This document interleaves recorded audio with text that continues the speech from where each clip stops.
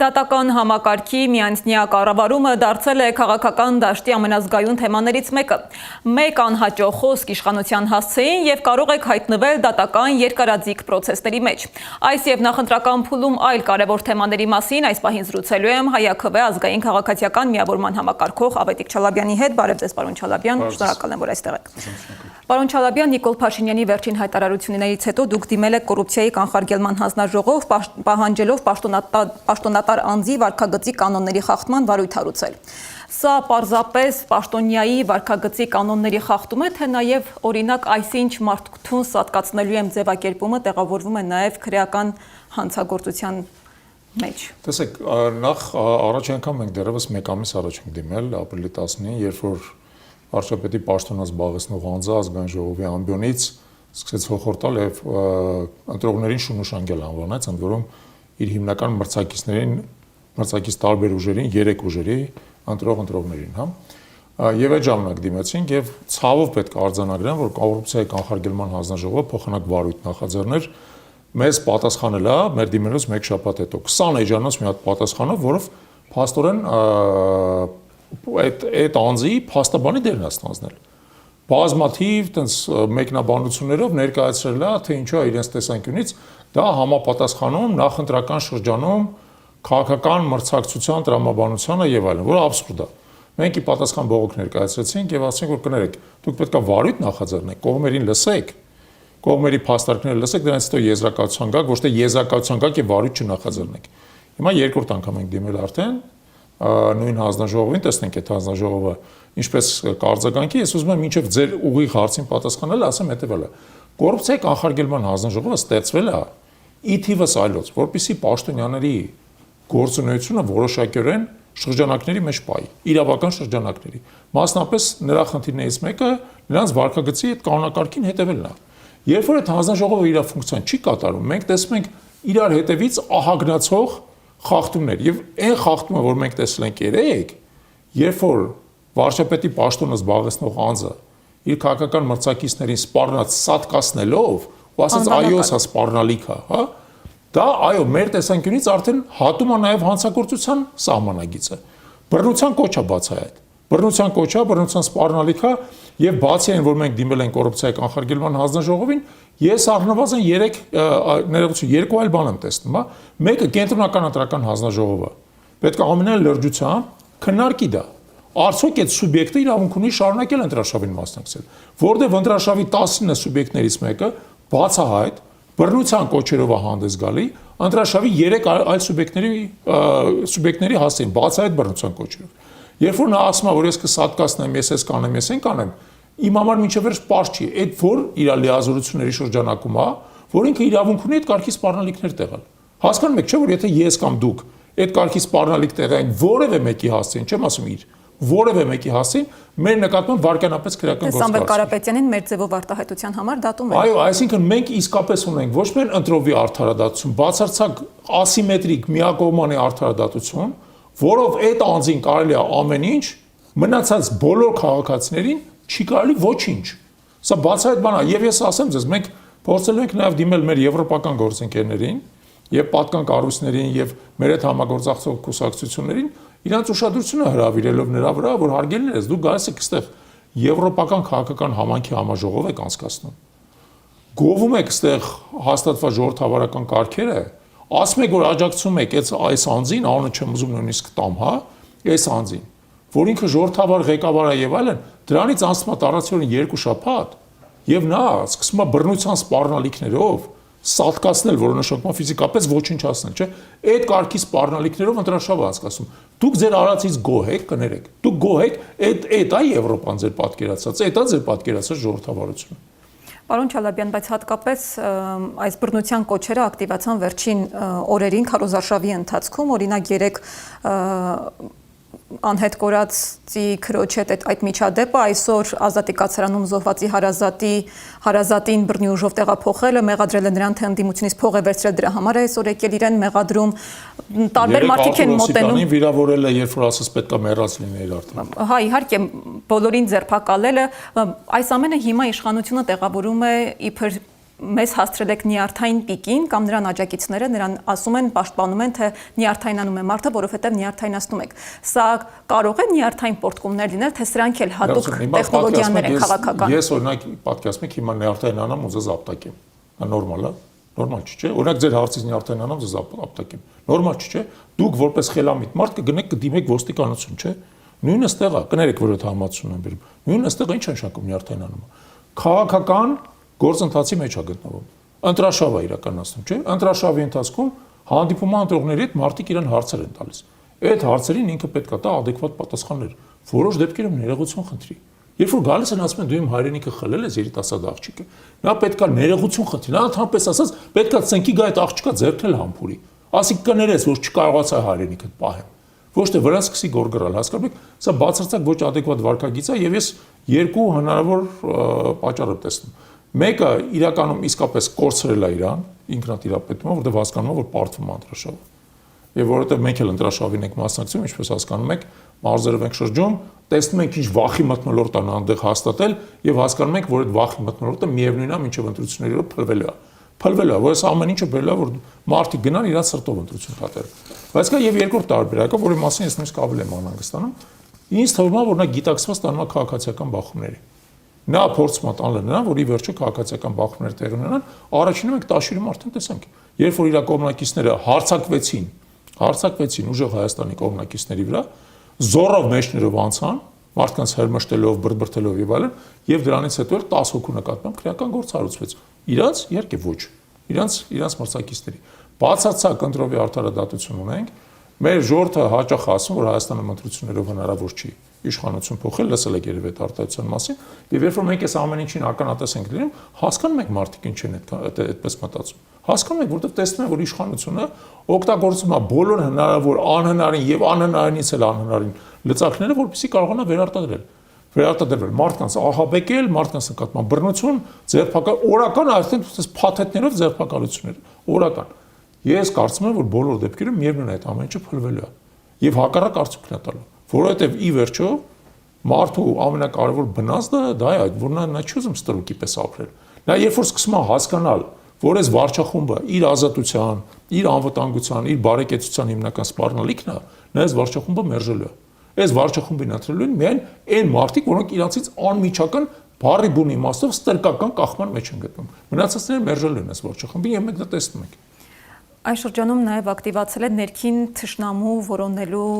այս process-ը, հիմնականում արցախցիներին են թիրախավորում։ Վերջին օրինակը երեկվա տարածված տեսանյութը դիմակավորված անձանց, որոնք խոսում էին Արցախի բարբառով եւ Փաշինյանի պորտկումը հենց այդ տեսանյութի վերաբերյալ, որից հետո Փաշինյանի աջակիցները սկսեցին թիրախավորել արցախցիներին, բայց հանրության մեծ մասը չհավատաց այս տեսանյութին եւ ասում են, որ սա հատուկ կազմակերպված սցենար էր, որպեսզի մեղադրեն եւ թիրախավորեն արցախցիներին։ Սա ինչի համար է տեղի ունենում։ Ինչ անկեղծ ասած, գիտեք, քանի որ մարդիկ դիմակավորված են ու հասկանալ չի ովքեր են, հա։ Չեմ ուզում դրա վերաբերյալ որովե նույնիսկ կարծիք ասեմ։ Բացարձակ չեմ բացառում, որ սա հերթական սադրանքներից մեկն է ու չեմ բացառում, որ այս վարչախումբը եւս 10 հատ այսպիսի սադրանք է պատրաստել, որոնք ի դեպ նույն տրամաբանության մեջ են քաղաքացիական բախումներ հրահրել։ Քաղաքացիական բախումներ հրահրել, բերել այդ ատելությունը, հասնել այն կետին, երբ որ մարդիկ փողոցներում ուղղակի ֆիզիկապես սկսեն իրար նկատմամբ հաշվի տեսնել։ Ես դրա համար եմ ասում, որ իրավապահ մարմինները, պատկան մարմինները այսօր կարևորագույն առաքելություն ունեն, դա թույլ չտալ։ Նրանք պետք է հասկանան ի վերջո, ոստիկանությունն է, քննչական մարմիններն են, դատախազությունն է, ազգային անվտանգության ծառայությունը։ Ընդամենը 3 շաբաթ հետո Փաշինյանը այլևս չի լինելու վարչապետ։ Կամ կլինի, բայց մի քանի օր եւս, հա։ Եվ ձեր խնդիրն է պետությունը պաշտպանել Փաշինյանի վերջին արկածախնդրություններից։ Ձեր խնդիրն է պետությունը պաշտպանել անկայունությունից եւ ցնցումներից։ Մի թույլ տվեք, որ այն մարդը, որը իսկապես հասել է, արդեն մոտեցել է իր քաղաքական վախճանի եզրագծին, մեր պետությունը տանի վերջնական աղետի։ Մի թույլ տվեք, որպեսզի նա իսկապես անցնի օրենքի սահմանը։ Մի թույլ տվեք, որպեսզի նա բռնություն քարոզի։ Մի թույլ տվեք, որ այդ բռնության քարոզը բերի բռնության։ Մեզ ամենավերջին հերթին է պետք մեր երկրի ներսում անկայունություն։ Մենք առանց դրա էլ վտանգված ենք։ Արտաքին սպառնալիքը շատ իրական է, հասկանում եք, չէ՞, մեր շուրջը։ Մեզ չի կարելի որևէ կերպ թույլ տալ, որևէ կերպ, որ այս ընտրությունները մեր երկրի ներսում բերեն անկայունության։ Մեր բոլորի հանրային շահն է, որպեսզի այս ընտրությունները ընթանան մաքսիմալ քաղաքակիրթ, որպեսզի իրանք արտացոլեն իսկապես հանրության մեջ արկա տրամադրությունները, իսկապես հանրության մեջ արկա տրամադրությունները, որպեսզի տեղի ունենա այնպիսի ընտրություն, որը արտացոլում է հանրային կարծիքը։ Դա մեր երկրի շահից է բխում եւ քանի որ Փաշինյանը հասկանում է, որ հանրային կարծիքը իր մեծամասնության մեջ արդեն շրջվել է իր դեմ, նա փորձում է հուսահատ ճիգերով դա կանխել անխուսափելի, բայց ոչ մի դիկտատոր ի վերջո չի կարողացել երկար դիմանալ։ Հենց մարդիկ կորցնում են իրենց լեգիտիմությունը, պատմական գործընթացը ի վերջո իրենց նետում է պատմության աղբանոցը։ Նույնը տեղի ունենալու ցանկացած դիկտատորի հետ, որը փորձում է բռնությամբ ճնշել հանրային կարծիքը։ Պարոն Չալաբյան, խոսենք ընդդիմության մասին նախընտրական շրջանում Հայաքվեն ընտրությանը մասնակցում է Ուժեղ Հայաստան դաշինքի կազմում, բայց ձեր անունը չենք տեսնում ընտրացուցակում։ Դուք ինչ դեր ունեք քաղաքական այդ միավորման ներսում։ Տեսեք, մենք ոչ թե դաշինքի կազմում ենք մասնակցում, մենք աջակցում ենք դաշինքին։ Հենց դրա համար դուք ոչ իմ, ոչ Հայաքվեի այլ անդամների անունները չեք տեսնում դաշինքի կազմում, որովհետև մենք դաշինքի կազմում չենք։ Մենք արդեն դաշինքը ձևավորվելուց եւ կենտրոնական ընտրական հանձնաժողովի կողմից նրա գրանցվելուց հետո դաշինքին հայտնել ենք մեր աջակցությունը։ Եվ մեր աջակցության նպատակը շատ պարզ է, մենք դիտարկում ենք Ուժեղ Հայաստան դաշինքը որպես անդիմադիր ազգային հատվածի առաջատար ուժ եւ աջակցում ենք իրան, որպեսզի կարողանանք իշխանափոխություն երկրում իրականացնել։ Մենք սեփական քաղաքական հավակնություն տվյալ դեպքում չենք դրսևորում գիտակից կերպով։ Բայց երկար ժամանակ ձեր անունը կապում էին միասնության թևերի հետ եւ նույնիսկ իրենց հետ հուշագիր ունեիք, ինչը ստիպեց, որպեսզի երկար ժամանակ ինչքան 3 ամիս, այդ երկար ժամանակ նախընտրական փուլում 3 ամիս։ Տեսեք, մենք իսկապես միասնության թևերի հետ գտնվել ենք բանակցային որոշակի գործընթացի մեջ եւ վերջում ստորագրեցինք հուշագիր, որի նպատակն էր միասնական քաղաքական ուժ ստեղծել, ի տարբերություն, տեսեք, դա էլ է կարևոր հասկանալու։ Եթե Ուժեղ Հայաստան դաշինքը արդեն քաղաքական ուժ է, որին մենք աջակցում ենք, ստեղ միասնության թևերի հետ նպատակ կար միասնական քաղաքական ուժ ստեղծել, որին շուրջ մասով ավելի բարձր նշաձող է, որովհետև մի բան է մեկին աջակցել, մի բան է այդ մեկի հետ լիարժեք միավորվել, հա։ Այդ միավորումը չկայացավ ցավոք, որովհետև մեր ներսում տարաձայնություններ կային եւ ժամանակը քանի որ քիչ էր եւ ժամանակի ընթացքում մի քիչ լարվածություն աճեց այդ տարաձայնությունների շուրջը, ցավոք, իսկապես ցավոք, մենք չկարողացանք այդ տարաձայնությունները հաղթարենք նախընտրական շրջանում։ Իր ժամանակը քիչ էր, երբ որ արդեն պետք էր ընտրական ցուցակներ ներկայացնել եւ այլն, մենք որոշեցինք մեղմ ասած իրար չտանջել եւ իրարից քաղաքակիրթ ապահարզան կատարեցինք, որովհետեւ ամեն մի ուժը մեղմ ասած մնա իր տեսակետին, իր կարծիքին առանձին մասնակցի այս ընտրաշավին։ Իսկ ինչու Ուժեղ Հայաստան, գաղափարական ընտրություններ թե քաղաքական հաշվարկ։ Գիտեք, արդեն ես ասացի, որովհետև Ուժեղ Հայաստանը մեր տեսանկյունից հանդիսանում է ընտրաշավի առաջատարը, բայց կա նաև գաղափարական որոշակի բաղադրիչներ։ Առաջինը մեր քաղաքական ծրագրերը մենք իրար հետ փորձել ենք սինխրոնացնել։ Եվ դուք եթե ուշադրություն եք դարձել վերջի շրջանում պարբերաբար Սամվել Կարապետյանը հանդես է գալիս տարբեր նոր նախաձեռնություններով, այդ նախաձեռնությունների զգալի մասի վրա մենք միասին ենք աշխատել։ Եվ դա դրական գործոն է, որովհետև մենք ըստ էության Ուժեղ Հայաստան դաշինքի միջոցով հնարավորություն ունենք նաև մեր սեփական քաղաքական նախաձեռնությունները իրականություն դարձնենք։ Որպեսզի շատ հեռու չգնանք, փետրվարի 15-ին մենք երբ որ մեր քաղաքական հայտը ներկայացրեցինք, մեր քաղաքական ծրագրի որոշակի բաղադրիչներ, ամենակարևոր բաղադրիչները մենք ներկայացրել ենք։ Ոստի դուք կարող եք վերցնել ուղղակի համադրել, տեսնել, թե ինչ բաղադրիչներ են մեր ծրագրից հիմա անցել Ուժեղ Հայաստանի ծրագրին։ Դա շատ կարևոր է, այսինքն ըստեղ կա գաղափարական եւ քաղաքական բաղադրիչ։ Մյուս կարևոր գործոնը հետեւյալն է, Ուժեղ Հայաստանը բոլոր դեպքերում դա նոր ուժ է, քաղաքական դաշտ մտած, արտախորհրդարանական ուժ է եւ որպես այդպեսին մեր համար շատ կարևոր է նա ըստ էության իր վրա չի կրում նախորդ սխալների պատասխանատվության բեռը, որովհետեւ ցանկացած այլ ուժի հետ եթե դուք գնում եք դաշինքի համագործակցության, որը նախկինում եղել է իշխանության մեջ, դուք ակամա ստանձնում եք այն պատասխանատվությունը, որ նա կրում է իր կատարածի եւ լավի եւ վատի համար։ Ստեղ ոնց որ հնարավորություն կա մաքուր էջից սկսել այս ամեն ինչը, հա, որովհետեւ ի վերջո Սամվել Կարապետյանը քաղաքականության մեջ եկել է բիզնեսից, իր աջակիցների զգալի մասը եւս եկել են բիզնեսից, մենք էլ ինչ-որ իմաստով այդպիսի արմատներ ունենք, ոչ բոլորս, իհարկե։ Ես ինքս անձամբ, ես բիզնեսից եմ եկել քաղաքականության մեջ, բայց իմ գործընկերներից շատերը եկել են ռազմական գործից, կրթական գործից, մշակույթից եւ այլն, հա, եւ մենք եկել ենք քաղաքականության մեջ մի պարզ պատճառով, որովհետեւ մենք ուզում ենք ի վերջո կանգնացնենք այս աղետալի ընթացքը մեր երկրի, երբ որ աշճանաբար մեր երկիրը հայտնվում է թուրք-ադրբեջանական երախում, հրեշի երախում, հա, մեր խնդիրը դա կանգնեցնելն է։ Սա մենք այս ամեն ինչի մեջ չենք մտել սեփական քաղաքական հավակնությունից ելնելով։ Եվ այդ իմաստով ուժեղ Հայաստանի հետ մեր համագործակցությունը շատ տրամաբանական է, որովհետև իրանց մոտիվացիան էլ է այդ։ Իրանք այս ամեն ինչի մեջ հայտնվել են ոչ թե որովհետև եկել են, որովհետև քաղաքական հավակնություն ունեն, այլ որովհետև իրանք էլ փորձում են կասեցնել երկրի աղետալի ընթացքը։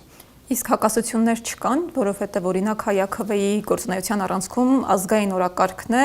իսկ ուժեղ Հայաստանին հաճախ ընկալում են որպես ավելի շատ պրոռուսական կուսակցություն, այստեղ աշխարհաքաղաքական հարցերում հակասություններ չկան։ Տեսեք, մենք դեռևս չենք տեսել որևէ դեպք, երբ որ լինի մի խնդիր,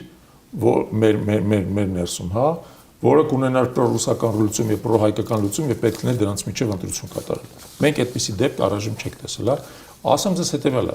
չկան տարբերություններ, իհարկե կան։ Մենք բարբերաբար ինչ-որ հարցերի շուրջը նաև ներսում որոշակի բանավեճեր է տեղի ունենում, որոշակի խնդիրների շուրջը տեսակետների բախում է տեղի ունենում եւ այլն, եւ մենք փորձում ենք ընդհանուր լուծումներ գտնել։ Ինչն այնուամենայնիվ շատ կարևոր է եւ այդ իմաստով ես չեմ ուզում, ասենք, վարդագույն ակնոցներով ներկայացնել իրականություն։ Երբ որ կան երկու տարբեր ուժեր, անկախ նրանից մեկը ինչպիսին է, մյուսը ինչպիսին է, պարզ է, որ իրանց միջև տարբեր հարցերի շուրջը կարող են լինել տարաձայնություններ։ Դա նորմալ է։ Աննորմալ կլներ, որ ոչ մի տարաձայնություն չլիներ։ Դեպքում մենք պետք է միանգամից միավորվենք իրանց, դառնանք իրանց մասը, ոչ թե իրանց աջակցենք։ Բայց տեսեք, երկու դրական բան եմ ուզում ասեմ։ Նախ, շատ հաճախ, երբ որ այդպիսի տարաձայնություններ կան, դրանց հաղթահարման գործընթացը ինքնին բավական կառուցողական է։ Այսինքն մարդիկ պատրաստ են լսել մեր տեսակետը, եթե համաձայն են, ընդունեն մեր տեսակետը, որդեգրեն մեր տեսակետը, իրանք էլ առաջ տանեն։ Դա շատ դրական է։ Երկրորդը, ուզում եմ ձեզ հիշեցնեմ հետևյալը։ Երբ որ նպատակը մեծ է շատ, իսկ այդ նպատակը, ինչպես ես ասացի արդեն, դա կասեցնել մեր երկրի աստիճանական, այսպես ասած, սողացող հայտնվելը թուրք-ադրբեջանական հարկադրանքի տակ։ Եթե մենք դա կարողանանք կասեցնենք եւ ինչ-որ իմաստով մեր երկիրը վերադարձնենք ազգային զարգացման հուն, այդ պահից սկսած, հա կարող են ուրիշ խնդիրներ առաջանալ, որոնց հետ կապված մենք կարող է այո տարաձայնություններ ունենանք։ Դա նորմալ է, բայց գիտեք ոնց է, մեղմ ասած տարաձայնություն չկա մենակ այնտեղ, որտեղ բոլորը մահացած են։ Հա, ու գերեզմանացում ոչ մեկի միջև տարաձայնություն չկա։ Մենք չենք ուզում, որ մենք հայտնվենք գերեզմանացում։ Պետք է սկզբից կանգնացնել այդ ընթացքը, հետո արդեն կլինի տարաձայնությունները, կփորձենք այդ տարաձայնությունները լուծել։ Գրեթե բոլոր քաղաքական ուժերը, պարոն Չալաբյան, խոսում են հիմնականում ապագայում Արցախ հավաքական վերադարձի մասին, այդ մասին նաև ՀԱՅԱՔՎ-ն է բազմաթիվ անգամներ խոսել։ Ուժեղ Հայաստանի հետ ունեք կոնկրետ տեսլական, դա հնարավոր է թե ոչ։ Տեսեք, մենք կարծում ենք, որ դա հնարավոր է, իհարկե հնարավոր է Արցախ հավաքական վերադարձը, բայց հեշտ չի։ Պետք չի մտածել, որ դա հնարավոր անել շատ արագ, ինչի որտեղ աշխարհական այն փոփոխությունները, որոնք տեղի են ունեցել Արցախի հանձնումից հետո գործող իշխանության կողմից, հա, բերել են նրան, որ այդ նույն գործընթացը հետ շրջելը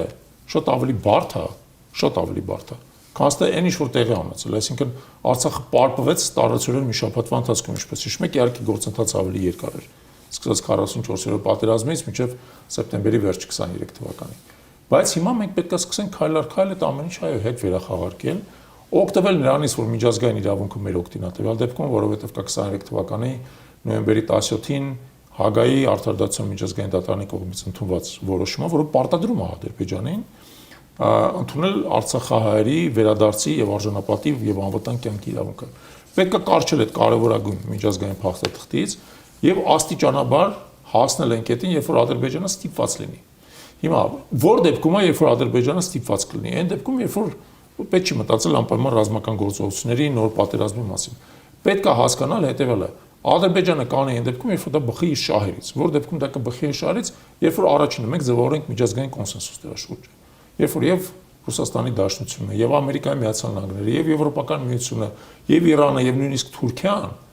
գիտակցեն, որ դա լավագույն լուծումն է, որովհետեւ այլապես տարածաշրջանի սպառվում է երկարաժամկետ անկայունություն։ Երբ որ մարդիկ հասկանան, որ ի վերջո հնարավոր չի խաղաղություն առանց արդարության։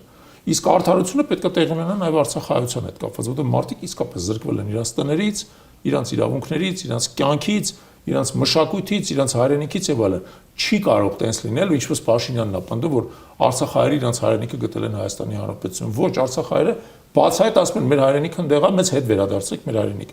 Ուստի մենք պետք է կարողանանք հասնել այն կետին, երբ որ Ադրբեջանը այդ իրավունքը ընդունի։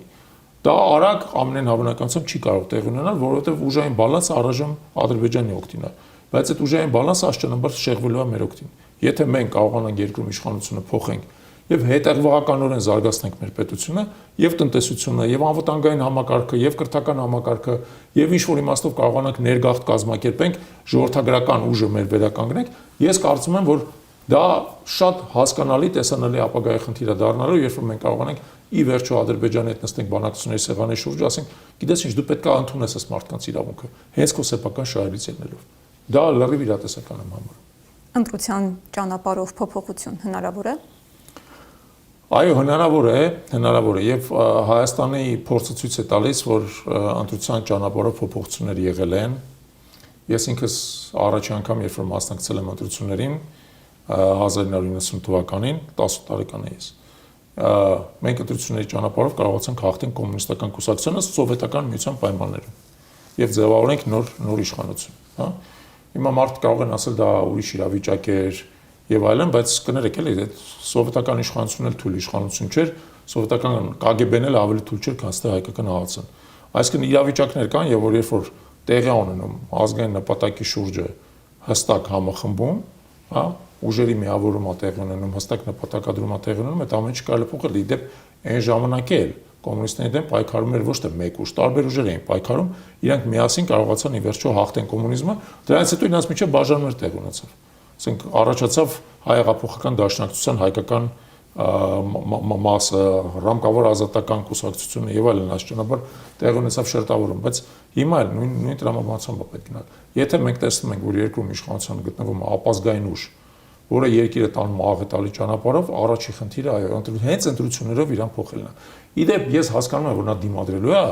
ընտրություններով հեռանալուն, բայց եթե նա ընտրությունները պարտվի, ես համոզված եմ, որ նա ի վերջո կհեռանա, կարող է միանգամից չհեռանա, բայց ի վերջո կհեռանա։ Մի հատ շատ պարզ պատճառով ցանկացած իշխանություն Հայաստանի պայմաններում, որը կորցնում է իր ժողովրդավարական լեգիտիմությունը, չի կարող երկար կառավարել։ Դա արդեն հաստատված փաստ է։ Դա հաստատվել է օրինակ 96 թվականին, երբ որ գործող իշխանությունը ընտրությունները չկարողացավ վերարտադրվել, ըստ էության բռնի ուժով պահպանեց իշխանությունը, դա տևեց մոտավորապես մի տարի հետո նախագահը հրաժարական տվեց։ Տեսել ենք արդեն։ Էդ էլ ենք տեսել, հիշում ենք, եւ դա Հայաստանի օրինաչափությունն է։ Եթե դուք չունեք Հայաստանում ժողովրդի մեծամասնության աջակցությունը, դուք չեք կարող երկար կառավարել։ Դա ինչ որ իմաստով արդեն պատմականորեն հաստատված փաստ է։ Այսինքն պարզապես հարկավոր է պարտադիր գնալ ընտրության։ Օգտվեմ առիթից ասեմ, այո, եթե մեր ունկնդիրներին ուզում եմ խնդրեմ, պարտադիր գնացեք ընտրության, որտեղ դա ձեր կյանքի, ձեր ապագայի ընտրությունն է։ Գիտեք, մեր հասարակության մի մասի մոտ մտայնություն կա, որ մեր ճակատագիրը որոշում են արտաքին ուժերը։ Մեր փոխարեն ամեն ինչ որոշված է։ Տրամպը ու Պուտինը Ալյասկայում իրար մեջ պայմանավորվել են եւ այլն եւ այլն։ Մի հավատացեք այդ հեքիաթներին, մեր ճակատագիրը մեր ձեռքում է։ Մեր ձեռքում ուղղակի պետքա տեր կանգնենք մեր ճակատագրին։ Եթե մենք թողում ենք մեր ճակատագիրը արտաքին ուժերին, մենք կամավոր թողում ենք, այո, իրանք կորոշեն մեր փոխարեն։